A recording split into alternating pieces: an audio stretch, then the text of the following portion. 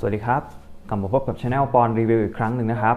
บวันนี้ผมก็จะนำเอาตัวนาฬิกาไซโก้เรือนหนึ่งที่เป็นตัว Limited Edition มาให้ดูกันนะฮะผมเชื่อว่าหลายๆคนเนี่ยเห็นเรือนนี้จากใน IG ของผมแล้วนะครับคือสังเกตจากกล่องเนี่ยเพื่อนๆก็น่าจะรู้สึกได้แล้วนะครับว่าตัวนี้มันเป็นไซโก้ไฟที่ไม่เหมือนชาวบ้านเลยเพราะปกติแล้วไซโก้ไฟมันจะเป็นกล่องกระดาษธรรมดาเลยนะฮะไซส์เล็กๆหน่อยแต่อันเนี้ยมาใหญ่โตอลังการจัดเต็มมากๆนะครับกล่องก็เป็นกล่อง2ชั้นเหมือนนาฬิกาสวิสเลยและด้านล่างก็จะมีคู่มืออะไรต่างๆวางไว้นะครับรุ่นที่เราเอามารีวิวในวันนี้เนี่ยก็คือไซโก้ในรุ่นมาชูเล็กนั่นเองนะครับโดยที่รุ่นนี้เป็นรุ่น Limited ที่ตอนนี้มันไม่ได้มีขายแล้วนะฮะมันทำออกมาจำนวนจำกัดดังนั้นใครที่จะซื้อเนี่ยก็ต้องหาตามตลาดมือ2รหัสของเรือนนี้ก็คือ SRPD 08K ซึ่งหลายๆคนอาจจะรู้สึกว่าหน้าตาของเรือนนี้มันไปคล้ายๆกับไซโก้ไฟในรหัส SNZF นะครับเรือนนั้นเนี่ยมันก็เป็นเรือนยอดฮิตเรือนหนึ่งเหมือนกันที่คนนิยมเอามาโมดิฟายกันนะฮะแต่ตัวเนี้ยก็ไม่ได้เรียกว่าเหมือนกับตัวนั้นเป๊ะซะทีเดียวนะครับมีหลายๆอย่างที่แตกต่างกันอยู่ไซโก้ไฟสปอร์ตเรือนนี้เขาก็จะมีชื่อรุ่นว่า Machu Lake Edition ใช่ไหมครับ Machu Lake เนี่ยมันเป็นชื่อทะเลสาบแห่งหนึ่งในอุทยานแห่งชาติอากังจังหวัดฮอกไกโดของญี่ปุ่นนะครับซึ่งทะเลสาบมาชูเนี่ยมันก็เป็นทะเลสาบชื่อดังมากๆมันถูกจัดอันดับให้เป็นทะเลสาบที่น้ำใสมากที่สุดแห่งหนึ่งของโลกเลยนะฮะแล้วตัวทะเลสาบมันมีความลึกด้วยทำให้สีของน้ำเนี่ยมันเป็นสีน้ำเงินเข้มมากๆพอเวลาหน้าหนาวเนี่ยอย่างที่เราทราบว่าฮอกไกโดก็เป็นเมืองที่หนาวมากมันก็จะมีภูมิทัศน์เป็นแบบหิมะปกคลุมรอบๆนะครับดังนั้นเรือนนี้เขาก็ได้รับแรงบันดาลใจมาจากคู่สีต่างๆที่เป็นสีน้ำเงินสีขาวสีฟ้าเข้มๆหน่อย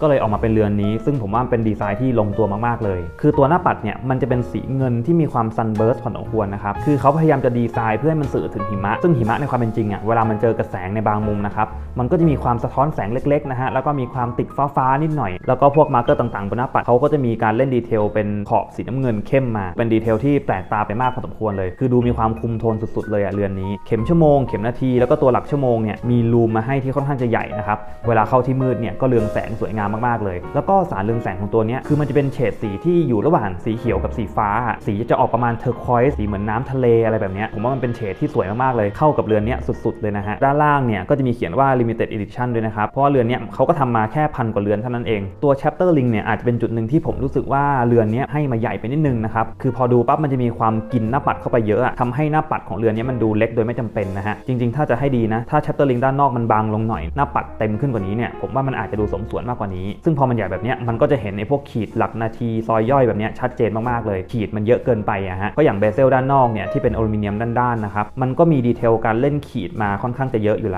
้วพอมันมาเจอ Chapter Ring ที่ขีดเยอะๆแบบนี้มันก็อาจจะเริ่มดูรกไปนิดนึงละต่างประเทศเขาเรียกรุ่นนี้ว่า Sea Urchin เลยนะฮะก็แปลว่าหอยเม่นนั่นแหละมันก็มีความคล้ายๆกับหอยเม่นเหมือนกันนะแต่อย่างเรือนเนี้ยเขาก็ไม่ได้เรียกแบบนั้นซะทีเดียวเพราะว่ามันอยู่ในคอลเลคชันพิเศษเขาก็จะเรียกเรือนนี้ว่าเป็นรุ่น Machu Lake แทนนะครับแต่ถ้าเกิดเป็นรุ่นสีดำล้วนเนี่ยเขาก็จะเรียกว่าเป็นรุ่น Sea Urchin เลยคู่สีของขอบเบเซลด้านนอกผมว่าเขาก็ทำมาได้ดีมากนะฮะคือจะมีการเล่นสีน้ำเงินที่มันเป็นเฉดอ่อนลงมาหน่อยเนี่ยตรงประมาณช่วง20 นาทีแรกและช่วงที่เหลือเนี่ยก็จะเป็นสีน้ำเงินเข้มที่มันสื่อถึงความลึกของทะเลสาบมาชูเลกนะฮะการหมุนขอบเนี่ยก็ถือว่าทำได้สมูทแล้วก็นุ่มนวลดีนะครับแล้วก็ตรงขอบเบเซลที่มันเป็นหยักเนี่ยผมว่าผมชอบดีไซน์ของขอบแบบเนี้ยมากกว่าในตัวไซโก้ไฟสปอร์ตใหม่มากๆนะฮะมันก็จะเป็นขอบที่มีความคมมีหยักชัดเจนผมจะรู้สึกว่ามันเป็นนาฬิกาดำน้ำที่มีราคามากกว่าตัวกระจกก็เป็นคริสตัลธรรมดาไม่ได้เป็นซัฟไฟร์เวลามันหมุนไปหมุนมาก็สะท้อนมาบ้างแต่ก็ถือว่ามองได้ชัดเจนดีเพราะว่าหน้าปัดมันเป็นสีขาวมันก็จะไม่เห็นแสงสะท้อนจัดมากเท่าพวกหน้าปัดดำนะฮะฟังก์ชันของเรือนนี้ก็เป็นสิ่งหนึ่งที่แตกต่างกับรุ่น SNZF คืออย่างรุ่น Sea Urchin หรือว่าหลายๆคนจะเรียกรุ่นนั้นว่า Psycho Fly Submariner มันจะไม่สามารถขึ้นลานด้วยมือได้นะครับจะเป็นเครื่องพื้นฐา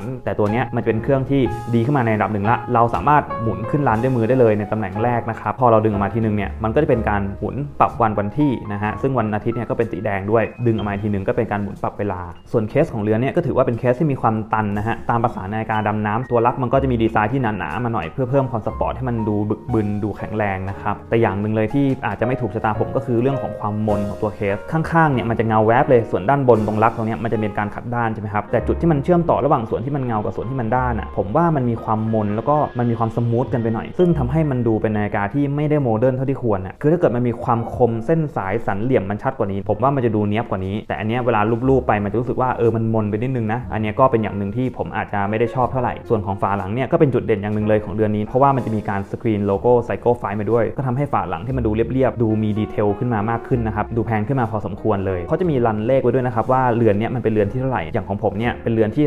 282จากที่เขาผลิตมา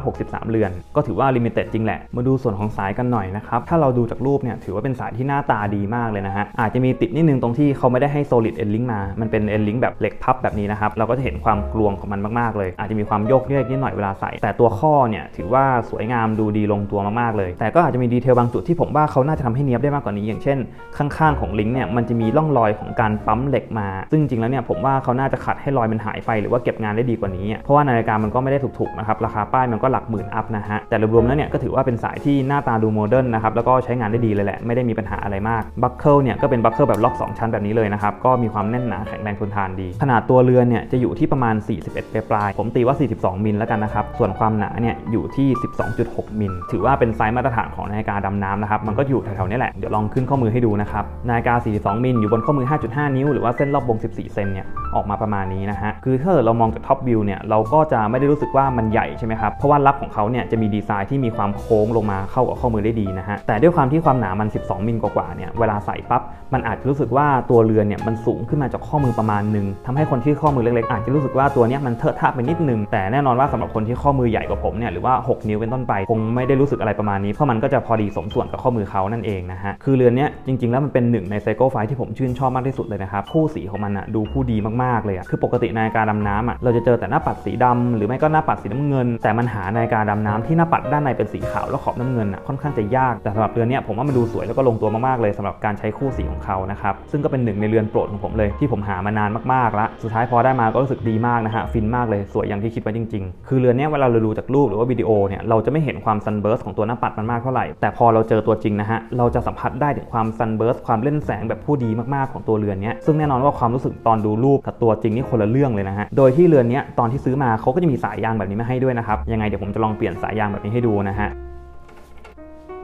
พอทำการเปลี่ยนสายที่เขามีมาให้ออกมาประมาณนี้นะครับสายของรุ่นนี้นะฮะเป็นสายที่ผมไม่ถูกชะตาอย่างแรงเลยผมเนี่ยจะไม่ชอบสายยางที่มันมีการขยายไซส์มาให้ตันๆสายแบบนี้มันมีปีกซ้ายปีกขวานะครับทำให้มันดูตันดูแน่นมากๆก็เข้าใจแหละว่าเขาต้องการจะทำให้สายนาฬิกาเนี่ยมันดูเต็มข้อดูสปอร์ตแต่ผมว่ามันดูเต็มไปหน่อยแล้วมันก็ทำให้นาฬิการวมๆดูอ้วนด้วยนะฮะซึ่งอาจจะไม่จำเป็นเลยเดี๋ยวลองขึ้นข้อมือให้ดูนะครับสายก็เป็นสายแบบซิลิโคนค่อนข้างจะแข็งอีกอย่างหนึ่งที่คนข้อมือเล็กต้องรู้ไว้ด้วยก็คือสายของเรือนนี้เวลาเราใส่รูสุดท้ายนะครับมันก็ยังมีความหลวมนิดนึงนะแล้วก็ตัวปลายสายเนี่ยมันจะเกินมาเยอะมากเลยตัวรัดสายเนี่ยมันวิ่งไปได้ประมาณแค่นี้เองนะครับเวลาเราพลิกขึ้นมาเนี่ยเราก็จะเห็นตัวสายอย่างเงี้ยโผล่ขึ้นมาชัดเจนมากเลยซึ่งมันดูไม่ค่อยดีเท่าไหร่ดังนั้นไอ้สายเส้นนี้สำหรับคนข้อมือเล็กนะผมว่าอาจจะไม่ได้ใช้เลยน่าจะเหมาะกับคนที่ข้อมือใหญ่จริงๆซะมากกว่าพอใส่ขึ้นข้อมือเสร็จปั๊บก็ออกมาประมาณนี้นะฮะดูใหญ่ดูเถอะทะมากๆเลยเพราะว่าตัวสายมันกินพื้นที่ไปเยอะมากนะครับแล้วก็ด้วยดีไซน์ที่มันเป็นคลื่นใหญ่ๆแบบนี้มันก็ยิ่งทำให้สายดูใหญ่คือบอกได้เลยว่าเป็นสายที่ผมแทบจะไม่ถูกชะตาที่สุดละของไซโก้ไฟซึ่งถ้าเกิดดูแค่คู่สีนะผมว่ามันก็เป็นคู่สีที่สวยงามมากๆแล้วก็เข้ากับตัวเรือนได้ดีมากเลยนะครับงดแอนโทนผ่านแหละแต่ว่าความสะดวกในการใช้งานเนี่ยไม่ได้เลยนะฮะยังไงเดี๋ยวเราลองไปเปลี่ยนสายต่อไปกันดูดีกว่าว่าจะออกมาเป็นยังไงบ้า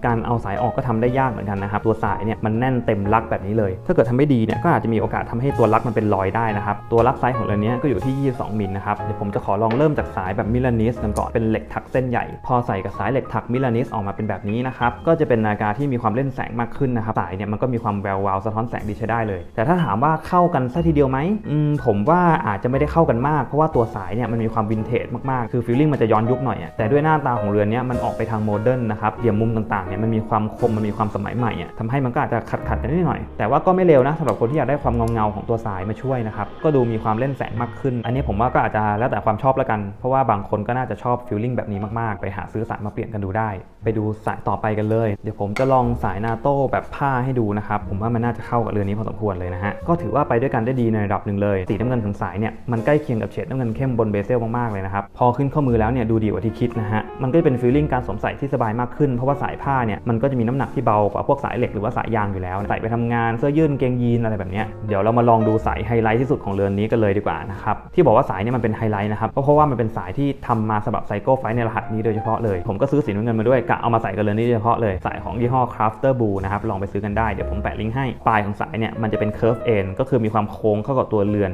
พอ Cycle 5 Marshall Lake เนี่ยอยู่บนสาย Crafter Blue สีน้ำเงินเข้มออกมาประมาณนี้นะครับจุดเด่นอย่างหนึ่งเลยของสายตัวนี้คือมันจะไม่ค่อยยื่นออกจากตัวลักไปไกลมันจะตัดลงมาตรงๆแบบนี้เลยทำให้เวลามันอยู่บนข้อมือมันก็จะโอบกระชับกับข้อมือได้ดีมากเลยตัวเรือนมันก็จะไม่กางนะฮะสำหรับคนที่ข้อมือเล็กนะฮะจะใส่สายแบบนี้ได้สบายกว่าสายที่เขาแถมมาให้มากๆเลยนะครับตัวรัดสายก็เป็นโลหะแบบนี้เลยด้วยดูดีดูไฮโซมากๆเลยวัสดุยางของเขาเนี่ยคือมันจะไม่ใช่ลักษณะของยางซิลิโคนนิ่มๆนะครับอันนี้มันจะออกเป็นแนวยางของในการดำน้ำจริงจังที่มันจะเน้นความคงทนแล้วก็ตัวที่รัดสายเนี่ยอาจจะมีจุดที่ต้องระวังนิดนึงตรงที่มันไม่ได้รัดสายได้แน่นมากนะฮะคือเวลาเราใส่สายเข้าไปปั๊บเนี่ยมันจะมีความลื่นมันจะไม่ได้แบบล็อกติดแน่นมากครับมันก็จะไถไปไถมาแบบนี้ซึ่งเวลาใช้งานเนี่ยผมก็จะขยับตัวล็อกสายเนี่ยเข้ามาใกล้ๆนิดนึง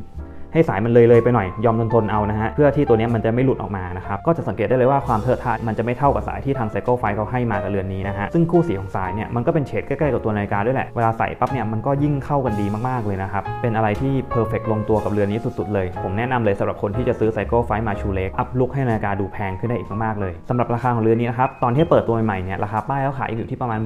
13,500 เลยนะฮะอย่างเรือนนี้ผมก็ซื้อมาแบบมือ2นะฮะแต่ว่าสภาพดีมากเลยเจ้าของเก่าเก็บดีมากๆนะครับราคาซื้อมาตอนนั้นประมาณ8,000 ต้นๆก็เป็นราคาที่จับต้องได้ไม่แพงมากจนเกินไปนะฮะมันก็เป็นอีกเรือนหนึ่งเลยที่น่าสนใจเหมาะในการสะสมเป็นอย่างยิ่งก็ลองไปหาซื้อกันดูได้นะฮะสำหรับรีวิวนี้ก็น่าจะประมาณนี้ใครที่มีคำถามอะไรสามารถคอมเมนต์กันมาได้เลยฝากกดไลค์กดแชร์กด Subscribe ช่องของเราด้วยนะครับแล้วพบกันใหม่คลิปหน้าครับสวัสดีครับ